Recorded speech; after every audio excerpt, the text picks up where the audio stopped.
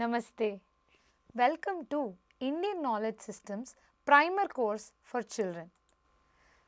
We have started our series of lectures on yoga. In this session, we will look at Ashtanga yoga. So, what is yoga? Generally, if somebody comes and asks you, what is yoga? What are all the things that you think of? On the top of the head, the immediate imagery that will come to most of us is that somebody making a very complex twist and turn with their body, they are making an exhibit of a very complex asana or a complex posture. That is what we think as yoga. If you ask, some children come and tell that it is a series of exercises that we do to gain balance and good health. Some go to the extent of saying it also includes a lot of breathing practice. It includes meditation, all of that some people say. But yoga, is it only something that is concerning the physical aspects of things such as the body, such as the breath? Is it just that? We will try to understand. So, yoga actually is a body of science. It is rather a body of subtle science. What is subtle science? For example, if you take up construction or if you take up the science of computer science, all these subjects, they are a little more gross. They are very rigid, tangible. But yoga is a body of subtle science which deals with the manas, which deals with the buddhi. These are not really tangible things, these are not like organs that you can touch and feel and things like that. It is not. It has a lot to do with the feeling, the sensations and all that. It has got a lot to do with what the experience is for the observer from a very first person point of view. So, what is it that I go through as a person? So, those are subtle things. Such nuances are involved in this science. So, it is a body of subtle science. It is also a way of life. It is a system of knowledge and practice in itself. It is like theory and practical. It is a system of knowledge and practice, and it originated in India almost like at least 5,000 years ago. It originated in India. Yoga is one among the darshanas. What is a darshana? Any classical Indian philosophical text is called as darshana. We have Shad darshanas, 6 darshanas, and yoga is one among them. The other 5 are Sankhya, Nyaya, Vaisheshika, Mimamsa, Vedanta. All of these are the other 5 darshanas. So, yoga, as we see, provides for different point of views. These darshanas, these texts provide different point of views to understand and perceive this reality. So, yoga is also one such a darshana, one such a philosophical text. Yoga, the word yoga comes from the root word called as yuj in Sanskrit, which means to unite. Union is called as yuj. So, yoga means to yoke or to unite. Joining is called as yoga. That is the meaning of the word. So, now we will try to define yoga. We have already seen a couple of definitions of yoga very passingly. We will try to delve into the definition of yoga from multiple aspects. There are a lot of references given in our Shastras, which we will take up one by one and try to understand how they have seen the process of yoga as. The first best example comes from Patanjali Yoga Sutra. The Samadhi Pada, which is the first chapter in the book, and the second verse itself talks about defining yoga very, very clearly. It says that Yogash Chitta Vritti Nirodha. What does it say? Yogash Chitta Vritti Nirodha. Yogash Chitta Vritti Nirodha. What does this mean? The meaning, the English translation goes as yoga is the process of yoga is the process by which cessation or stoppage of all the mental activities happen. What does that mean? Let us try a very small experiment. You can all close your eyes, keep your eyes closed for 10-15 seconds. carefully watch what are all the thoughts that come into your mind. Some might be thinking about the food that they ate the last time. Some might be thinking about what next they can play with their friend. And there will be so many such thoughts, So, all of these are considered as mental activity. Any thought is a mental activity. A complete stoppage of such mental activity means we are in a state of yoga. It's very interesting to understand this word vritti. The word vritti actually in Sanskrit means vortex. Have you heard of this word vortex? You would have definitely seen a lot of sci-fi movies. You usually get a vortex, wormhole and stuff like that.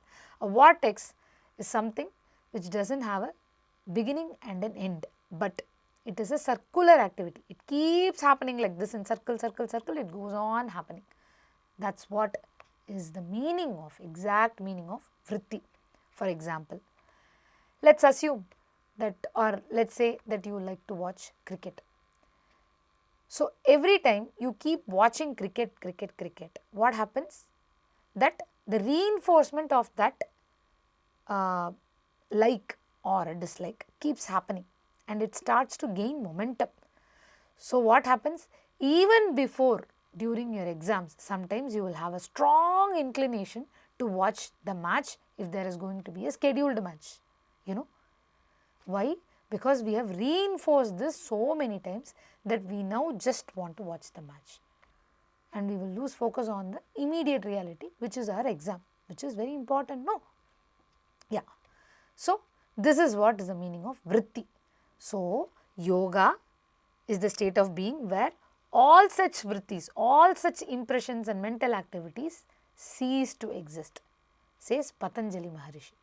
Now, in another beautiful text called as Yoga Vashishta, the same word yoga is defined as manaf prashamana upaya yoga ityabhi dhyate. What does that mean? Yoga is the subtle technique to calm down the mind. Here we are talking about mana, the manas. Mana prashamana, subtly, very pleasantly, we will try to calm the mind. That's what is called as yoga, says Yoga Vashishta, the book called Yoga Vashishta. Now, there are a couple of other very, very famous definitions for yoga, which comes from a phenomenal book. We all know about this text. It's called Bhagavad Gita. So, in the Sankhya Yoga chapter, Bhagavan Shri Krishna says, Samatvam Yoga Uchyate. What does he say? Samatvam Yoga Uchyate. Yoga means equanimity. Samatvam means equanimity. What is equanimity? In the face of fear or failure or success, one's emotions should not go haywire. They should be very balanced and calm. Such a state is called as equanimity. For example, somebody comes and hurts you. You should not immediately react to it. You will process it and give an appropriate response, wherein your emotions don't go unnecessarily haywire. That's called the state of equanimity, and such a state is called as yoga, says Bhagavan Shri Krishna. He also says in the same chapter, Yogaha karmasu kaushalam. What does that mean? Dexterity or excellence in action is called as yoga. Let's try to understand this a little deeper. So now, like this archer in the picture, we are all trying to learn archery. It's a new skill. Not many of us would know. It would require a lot of other aspects because it's a new skill. We have never tried archery before. So when we learn something new, we should dedicate ourselves, or we should be available for mastering that process, and that will take time. We cannot immediately jump and then get it done. No, it doesn't work like that many of the times. So we will have to be available for the process so that we will gain a certain mastery in that action, and we should not leave it in between. Such a state wherein you gain a certain excellence and mastery in action is called as yoga, says Bhagavan Shri Krishna. let's come to the topic in hand, which is Ashtanga Yoga. So in Sanskrit, Ashtanga, Ashta means 8 and Anga means limbs. So 8 limbs of yoga, 8 rungs of yoga is what Ashtanga Yoga means. Patanjali Maharishi. In this slide you can see there is a beautiful illustration of Patanjali Maharishi, how divinely he looks. So Patanjali Maharishi compiled and systematized this vast body of knowledge in his seminal work called as Patanjali Yoga Sutras. He did not write just a prose or something. He codified the whole body of knowledge. He codified. He made it into sutra forms. In how many sutras? 195 sutras. He made them into 195 aphorisms. So, what is an aphorism? Aphorism is an observance. It's an observation, but which generally pertains to the actual truth. That's called as aphorisms. So, he codified the whole body of science into these 195 aphorisms and defined 8 clear steps to attain the state of yoga. That's what is called as Ashtanga Yoga. It will be given in a sequential order. Now, let's delve deeper into what are all these 8 limbs of yoga. So, first limb or first rung of the Ashtanga Yoga is Yama, followed by Niyama. Third is Asana. Fourth is Pranayama. Fifth is Pratyahara. Sixth is Dharana. Seventh is Dhyana. Eighth and the last one is Samadhi. What are all these Ashtangas of yoga? Yama, Niyama, Asana, Pranayama, Pratyahara, Dharana, Dhyana, Samadhi. Yama, Niyama, Asana, Pranayama, Pratyahara, Dharana, Dhyana, Samadhi. These are all the Ashtangas of yoga. Now, first one, the very first step is called Yama. What is Yama? You need to attain to something. So, what is the first thing you should have? You should have a certain discipline and certain focus. That's what is called as Yama. Yama means restraint. It is a self-regulation. For example, just before the day of the exam, we restrain ourselves from spending time in entertainment, whiling away the time, watching television. We restrain ourselves from doing that because we have an end goal in picture and we would focus, work on that. We have an exam next day. Such things are called as restraining ourselves, self-regulating ourselves or disciplining ourselves. That's called as Yama. Yama hence lists out those set of practices which the yogic practitioner should perform so that he will restrain himself from indulging into any such acts. We will now see what are all the aspects that are covered under Yama. There are 5 aspects that are covered. Number 1, Ahimsa. Ahimsa is non-violence. Non-violence not just in action, non-violence even in thought and word. What does that mean? You should not think anything that will harm others. You should not speak anything that will harm others. Similarly, you should not do anything that will harm others. That's called Ahimsa. Ahimsa, there is a nice vakya. It goes as Ahimsa paramo dharma. The single most important dharma is that of Ahimsa. That crucial it is. So, that's the first Yama. Second one is Satya. Satya is truthfulness, being truthful, talking the truth. All that is Satya. Third is Asteya. Asteya. Asteya means non-stealing. We do not have, we do not develop desires for others' objects. That's called as Asteya or non-stealing. Fourth is Brahmacharya. Brahmacharya here means a lot of disciplined lifestyle.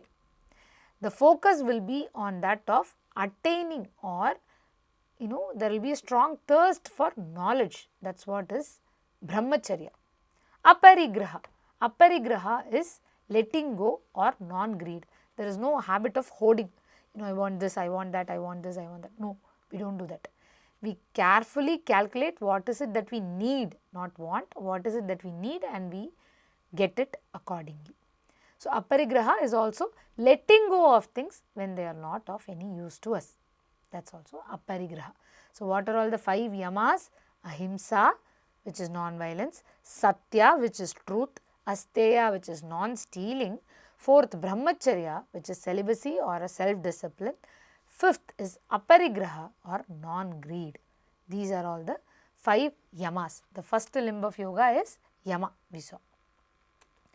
Second limb, moving on, is niyama. What is the meaning of niyama? Niyama is a certain set of practices that are observed by the individual. It is a means of self-training. There we saw it is restraining ourselves from doing something. Here we are training ourselves to do something, which are very good aspects of things. So, we self-train ourselves into doing things. That is called as niyama. So, niyama also lists out set of practices that the yogic practitioner should follow. There are again 5 niyamas. We saw 5 yamas. Now there are 5 niyamas. One is shaucha. Shaucha is cleanliness. Second, santosha, which is happiness. Third is tapas, which is austerity. What is tapas? Austerity. Fourth is swadhyaya, which means self-study of scriptures, of the pramana shastras, all of that. That is called swadhyaya. And then the last is Ishvara Pranidhana, which means complete surrender to God. Ishvara Pranidhana. We will try to repeat those 5. Shaucha, Santosha, Tapas, Swadhyaya, Ishvara Pranidhana. Okay. These are all the 5 important things with respect to 5 important aspects with respect to niyama. In fact, shaucha is also considered one of the foremost quality. It is even mentioned in the Bhagavad Gita that for tapas, if you want to do tapasya, you will also have to have integrated the quality of shaucha. Cleanliness is very, very important for a fruitful tapasya. That is how these niyamas go. Now, moving on to the third rung or the third limb, which is the asana. Everybody knows. All of us, all this while, whatever we were thinking about yoga comes only as one organ, which is called as asana. Any posture, any yogic posture that you do is called as asana. You cannot probably go around telling people that I am doing yoga. What you are doing is asana. What you would rather say is I am doing asana so that I can attain yoga. That is something that you can tell. Okay. So, what is the definition of asana? Sthira Sukham Miti Asanam. Sthira Sukham Asanam, meaning that which is steady, sthira, and that which is comfortable, that is called asana. So, asanas, as we see, are different postures. There are very nice, beautiful images stuck to this slide, which sort of shows you the different postures. There is Natarajasana, there is Trikonasana and stuff. So, asana is different postures which the practitioner assumes generally to relax the body and gain mastery over extreme conditions. For example, there is some strong pain. So, what do? You will do few yoga stretches. So, what are we doing here? We are trying to use asanas to relax our body. At the same time, we will gain, by doing so, we will gain mastery over extreme conditions as well. Now, we all know yoga as a physical exercise practice definitely increases the strength, agility, robustness, flexibility of the body. It ensures, it in fact reduces stress levels as well. That is the capability of asana. Now, coming back to the fourth rung or the fourth limb in yoga, which is called as pranayama. Pranayama is the fourth organ or the fourth limb in Ashtanga yoga. Let us chant this verse from again Patanjali Yoga Sutra. If you see, all of these verses are in sutra format. So, their meter may not be same. But since they are in sutra format, the meaning will also be 1 or 2 lines, and we will be able to immediately understand the aphorism. What is aphorism? We observe something and we know that that is true. That when we codify into written knowledge, it is called aphorisms. So, we will chant this shloka. Tasmin satishvasa prashvasayorgati vichedaf prana yamaha. Let's try to chant one more time. Tasmin satishvasa prashvasayorgati vichedaf pranayamaha. So, any modification that you bring to your breath is called as pranayama. This is the fourth limb of yoga. Regulation in breath, modification in breath is brought about using pranayama. Prana means the vital air and ayama means movement or regulation. The practice which enables the movement of vital air is called as pranayama. Now, let's try to understand what are all the different type of pranas that is available in the human body. We will also try to understand their location very quickly. There are 5 different types of prana. Prana, apana, samana, udana, vyana. What are they? Prana, apana, samana, udana, vyana. So, these are 5 types of prana that have a certain position associated with our body.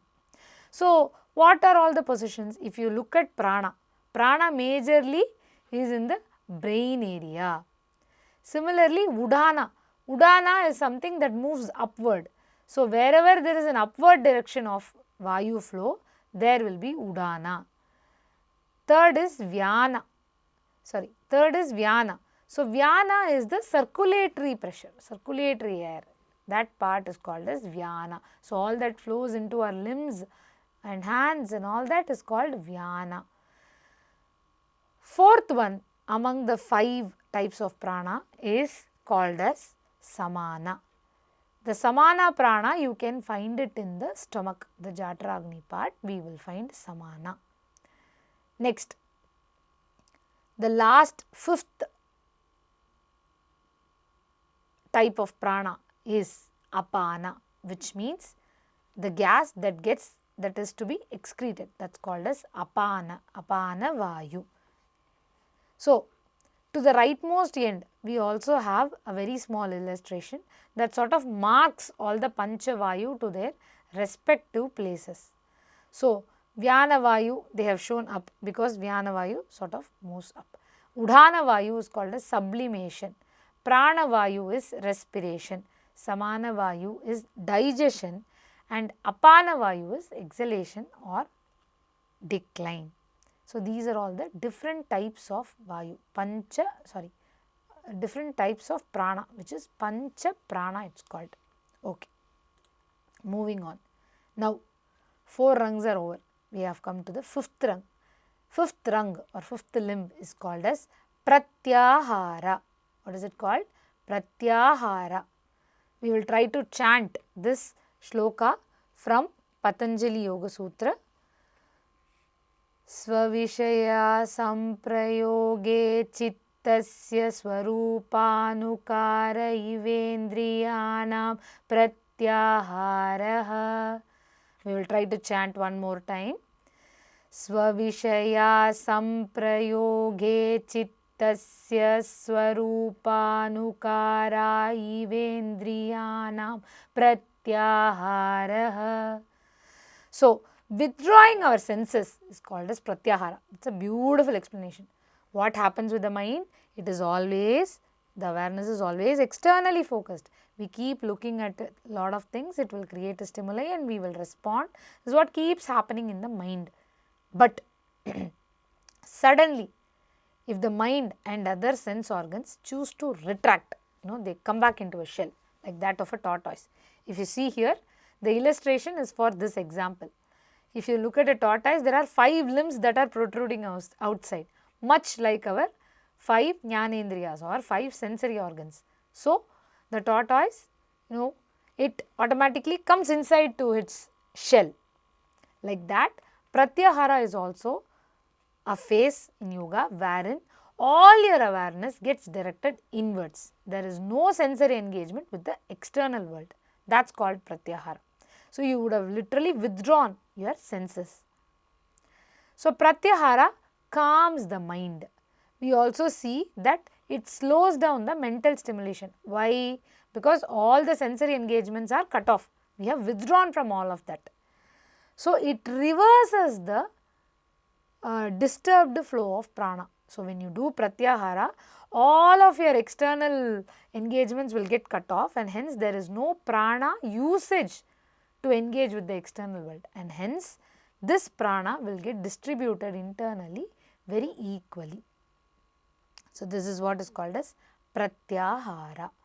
Now, going to the next slide, which is Dharana. What is Dharana? Deshabandhaschittasya dharana. Deshabandhachittasya dharana. So, holding one particular object alone, focusing only on that one particular object in the mind, it's called as Dharana. Dharana Shakti is a very, very important quality, especially for leaders when they are multitasking. They should be able to hold very critical tasks into their consciousness for quite a period of time, and that's called Dharana Shakti. So, Dharana means one pointed concentration or keeping or holding something in one's awareness forever. So, focusing on one object post the sensory withdrawal is usually very helpful. So, you focus yourself on a devata or on something else. You will withdraw all the sensory engagement from outside to within, and then you will focus on that only one particular object. It improves memory and concentration, obviously. It also improves efficiency in studies and work. How so? Because we will be very aligned. When we know all of this, we will try to align ourselves with such nuanced approach of calendrical system or understanding different perception, making new perception. All of this is very, very well elucidated in the Indian traditional knowledge systems. So, now we have seen 6 among the 8. 6 of the 8 we have seen. The 6th one was Pratyahara, followed by Dhyana. What is it followed by? Dhyana. The Patanjali Yoga Sutra has a beautiful verse which goes like Tatra Pratyayaikatanata Dhyanam. Tatra Pratyayaikatanata Dhyanam. What does that mean? It's a continuous, unwavering focus and awareness on the karma in hand. That's called as dhyana, for example. Dhyana generally means meditation, but meditation is more of a state of being rather than this or that. So, dhyana is a natural process that happens as a result of diligently following all the previous all the previous 6 karmas, all the 6 karmas. If we carry that well, then dhyana will automatically happen. That's what we are trying to say. So, meditation, for somebody new to understand, meditation is more like a thoughtless state wherein no extra thought is coming up. You are not bombarded with too many thoughts by your chitta. That's called, what is it called? That's what is called as meditation. A deep state of relaxation that helps one to center themselves. That's called as meditation. Okay. I hope you have understood. We are moving on to the last rung of yoga, which is Samadhi. Which is what? Samadhi. So, we will try to learn the verse what Samadhi means. Tadevartamatra nirbhasam swarupa shunyamiva samadhihi. Tadevartamatra nirbhasam swarupa shunyamiva samadhihi. So, when we feel alone in everything, it's called as Samadhi. What does that mean? When we see everything as our own self, then we are in a state of Samadhi. We are in a state of Samadhi. Samadhi is also characterized by cessation of all the thoughts and a complete absorption happens within oneself. That is what is called as Samadhi. So, we have seen 8 limbs of yoga. We saw very clearly what does yoga mean. We saw 4 classical definitions of yoga. One from Patanjali Yoga Sutra, one from Yoga Vashishta, 2 other which said Yoga Karma Sukhaushalam and Samatvam Yoga Uchyate. All these 2 are from Bhagavad Gita. Then we moved on to understanding that Maharishi Patanjali completely comprehended the whole body of knowledge and divided it into 8 limbs called as Ashtanga Yoga. What are all the Ashtanga? We saw the Ashtangas are number 1 Yama, number 2 Niyama, number 3 Asana, number 4 Pranayama, number 5 Pratyahara, number 6 Dharana, number 7 Dhyana, number 8 is Samadhi. So, we also saw what each of these mean and how do we understand that. In the coming sessions, we will delve deeper into what are all the other aspects and topics we will be covering in the subject of yoga. Thank you.